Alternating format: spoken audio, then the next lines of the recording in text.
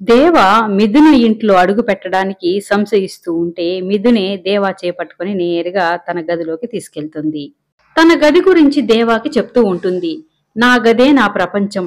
నేను నా గదిలో ఉంటే అన్నీ మర్చిపోతాను. నాకు కావలసినవన్నీ ఈ గదిలో అమర్చాడు మా నాన్న అని చెప్తూ తను చిన్నప్పటి ఫోటోలని తనకి చూపిస్తూ ఉంటుంది.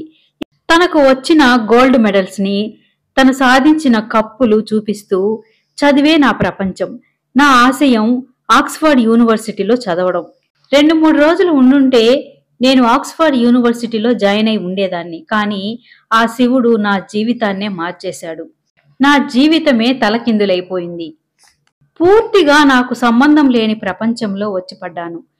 నువ్వు నా మెడలో బలవంతంగా తాళి కట్టినా సరే నువ్వే నా భర్తగా భావించి, అది ఆ శివుని ఆజ్ఞగా భావించి నాకు సంబంధం లేని ప్రపంచంలోకి వచ్చాను. నువ్వు చెడ్డవాడివి కాదు అని నిరూపించడానికే నేను ఇంటికి తీసుకువచ్చానని మిథున దేవాతో చెప్తూ ఉంటుంది.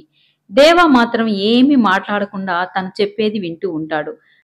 త్రిపుర తన భర్తని తిడుతూ ఉంటుంది. మామయ్య గారు ఆ దేవాన్ని ఇంటికి తీసుకొచ్చి పెడుతూ ఉంటే చూస్తూ ఊరుకున్నావేంటి? నీకు సిగ్గుగా అనిపించడం లేదా? ఒక అన్నగా నీ చెల్లెలి జీవితం బాగుండాలి అని నీకు అనిపించడం లేదా? ఒక అన్నగా నువ్వు వేస్ట్, ఒక కొడుకుగా నువ్వు వేస్ట్. అసలు నీతో మాట్లాడడమే వేస్ట్. నేను ఎవరితో తేల్చుకోవాలో వాళ్లతోనే తేల్చుకుంటానని తనని తిట్టేసి నేరుగా మిథున వాళ్ళ నాన్న దగ్గరకు వస్తుంది. ఏంటి మామయ్య మీరు చేసిన పని? ఆ రౌడీని ఇంట్లో తీసుకొచ్చి పెట్టారెందుకు? వాడు ఎలాంటి వాడో మీకు తెలీదా? వాడి వల్ల మిథున జీవితం ఏమైపోయిందో నీకు తెలీదా? అన్నీ తెలిసిన మీరు మిథున దేవాన్ని ఇంట్లోకి తీసుకొస్తానని అడగగానే ఎందుకు ఒప్పుకున్నారు? మిథున విషయంలో ఎంతో జాగ్రత్తగా నిర్ణయాలు తీసుకునే మీరు ఇప్పుడు ఇలా చేస్తున్నారెందుకు అని అడుగుతూ ఉంటుంది. ఇక హరివర్ధన్ అయితే, మిథునకి ఎంత చెప్పినా వినదని నాకు తెలుసు. కానీ దేవా మారుతాడు అని అంటుంది. దేవా సచ్చినా మారడు.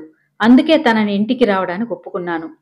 మిథున తనంతట తానే దేవా ఎలాంటి వాడో తెలుసుకునేలా చేస్తాను. వాడిని మిథున జీవితంలో నుంచి ఎలా పంపించాలో నాకు తెలుసు. నేను అదే పనిలో ఉన్నానని హరివర్ధన్ చెప్తూ ఉంటాడు. మిథున మాత్రం ఇలా అనుకుంటూ ఉంటుంది. అందరి ముందు దేవాని మంచివాడిగా నిరూపించి దేవా చెడ్డవాడు కాదు అని నిరూపించాలి అని అనుకుంటూ ఉంటుంది.